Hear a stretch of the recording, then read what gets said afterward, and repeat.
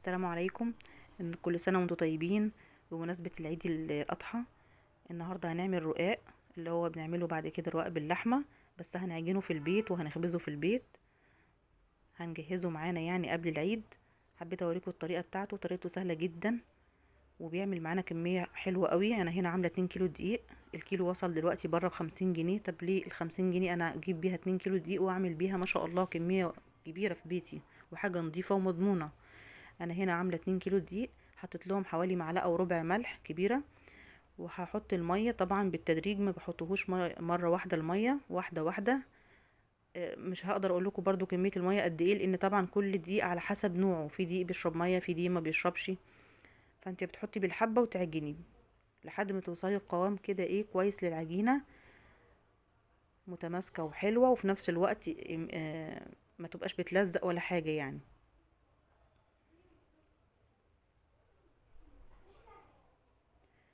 تعجني فيها بقى وتاخدي وتدي فيها كويس قوي.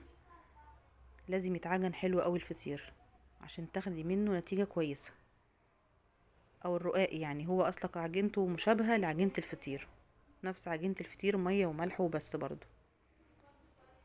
بتقعدي بقى تعجني فيها كده حلو قوي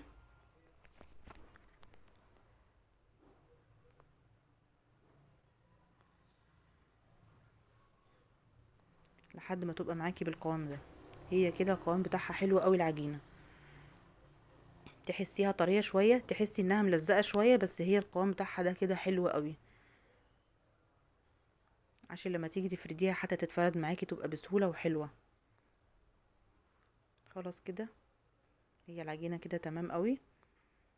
هقرص فيها على طول، ما بنسيبهاش ترتاح، دي لا فيها خميرة ولا فيها بتاع، فهي على طول هنشتغل نقرص فيها على طول. بصوا العجينة بوريها لكم عاملة ازاي، العرق فيها حلو قوي.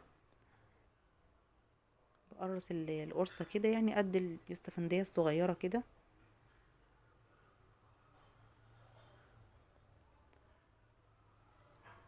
بصوا العجينة حلوة وطرية ومرتاحة معانا، فبتتقرص معاكي بكل سهولة.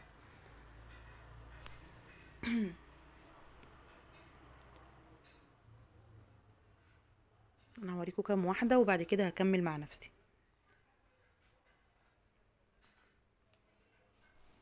طبعا الرقاق لازم يبقى معاكي دقيق كويس قوي وانتي بتفردي فيه، يعني معاكي كمية دقيق كويسة.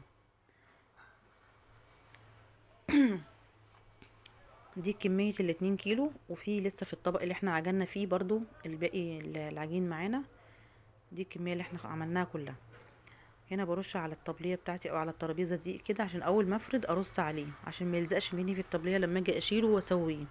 وانا وببدأ بفرد كده بكون شغلت الفرن والشواية بتاعتي عادي عشان تسخن معايا، على بال ما املى الطبلية بتاعتي وانا بفرد هبتدي اخد واسوي على طول.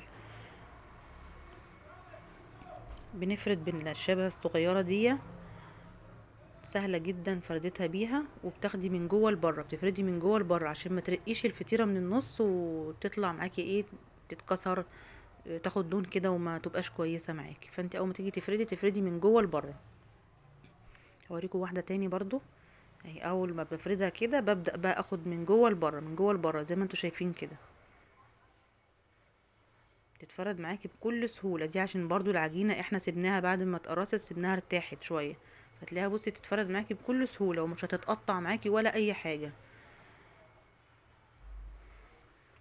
اهي بصي بتتفرد بكل سهوله. اهم حاجه تفردي زي ما قلتلك من جوه لبره كده، تاخدي من جوه لبره. هنا انا باخد على النشابه بس بنفضها كويس من الدقيق، عشان الدقيق ده لو اتحط في الفرن واتحرق خد لون هيحرق اللي بعديها. انا هنا صاج الفرن قلباه، قلب صاج الفرن على وشه كده، وبحط على الناحيه الايه اللي من ورا اللي هي الظهر الصاج يعني.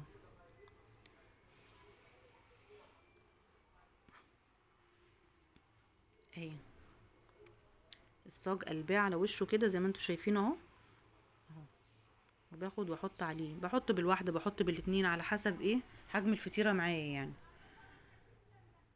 بصوا بوريكم وانا بفرد اهو برضو، يعني بسوي وبفرد في نفس الوقت، وما بتاخدش حاجه على بال ما هي بتحطي اتنين يستووا بتكوني انت فردتي ممكن اتنين جنبيها تاني. بصوا بينشف وبياخد بيتسمغ معاكي على طول كده، وبصوا بيطلع بالشكل ده اهو. انتي بتحسيه ممكن ان هو طري شويه اول ما بيطلع، بس هو اول ما بيشم الهوا خلاص بينشف على طول معاكي اهو. بص انا بلف على النشابه الكبيره دي كده، واروح رصاه على الصاج على طول، بياخد لون على طول ما بياخدش، بنقلبه على الناحيه التانية دقيقه هنا ودقيقه هنا، وبعد كده بتطلعيه. انتي خلاص كده هتطلع برضو